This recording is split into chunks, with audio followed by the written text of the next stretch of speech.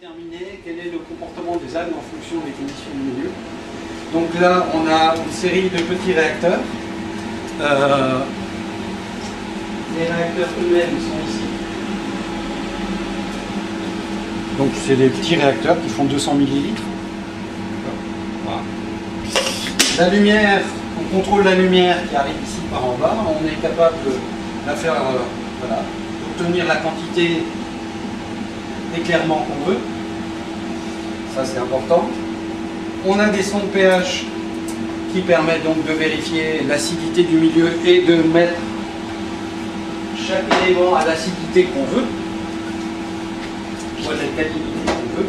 Et on a des systèmes de chauffage qu'on peut clipper qui permettent de monter à la température qu'on veut. Alors pourquoi tout ça?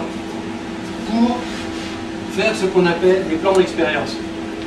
Alors, les plans d'expérience, est-ce que ça vous parle? Les plans factoriels en statistique? Non. Donc, posez la question à votre prof de maths. Alors, les plans statistiques et les plans factoriels, en résumé, c'est des techniques statistiques qui permettent de déterminer quel est le nombre d'expériences à réaliser pour répondre le plus précisément possible à une question. L'objectif ici, c'est de se dire, contrairement aux idées avancées régulièrement, quand vous voulez étudier l'effet d'un facteur, vous bloquez tous les autres facteurs et vous faites varier qu'un seul facteur. Par exemple, la lumière, la température, etc. Dans le principe des plans d'expérience, l'idée c'est, non, c'est beaucoup plus intelligent de tout faire bouger en même temps. D'accord? Donc vous réalisez X expériences où vous allez mélanger les niveaux des facteurs pour après en tirer des enseignements sur l'importance qu'a chaque facteur par rapport aux autres. S'il y en a un qui agit plus que les autres en termes de réponse, la température agit plus que le pH par exemple pour une espèce donnée, et surtout pour obtenir une estimation de ce qu'on appelle l'interaction. L'interaction, c'est est-ce que le niveau d'un des facteurs agit sur la réponse qu'on obtient quand l'autre facteur passe d'un niveau bas à un niveau haut. D'accord? En termes de réponse, ça veut dire dans le domaine de la prédiction, si ici on prend par exemple la température et l'intensité lumineuse, les deux facteurs sont indépendants. Pourquoi? Parce que quelle que soit la température, qu'on soit à 19 ou à 30 degrés, qu'on soit à une intensité lumineuse faible ou à une intensité lumineuse forte, c'est toujours l'intensité lumineuse forte qui donne la meilleure réponse. D'accord? Donc ça c'est l'indépendance des facteurs. Ici par contre, si on regarde la température et le pH, à 19 degrés, c'est le pH le plus élevé qui donne la meilleure réponse. Vous n'auriez fait que ça, et on vous dit de passer à 30 degrés, instinctivement, on se dit, c'est le pH le plus fort qui va gagner. Sauf qu'on n'avait pas fait l'expérience. Oui. Et ici, d'accord, j'arrive. Or ici, à 30 degrés, c'est le pH le plus faible. Et ça, on n'aurait pas fait les plans d'expérience, on ne le savait pas. Et l'avantage du système, c'est que chaque type d'interaction, chaque type d'action principale est modélisé. D'accord? Donc ça, c'est modélisé.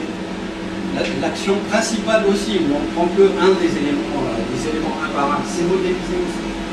Et on en tient compte. Donc si là, on veut aller chercher après les optimums et trouver quelles sont les meilleures conditions dans lesquelles il faut cultiver nos cultures, c'est en résolvant l'équation complexe qu'on a en haut. Mais ça, c'est que des mathématiques.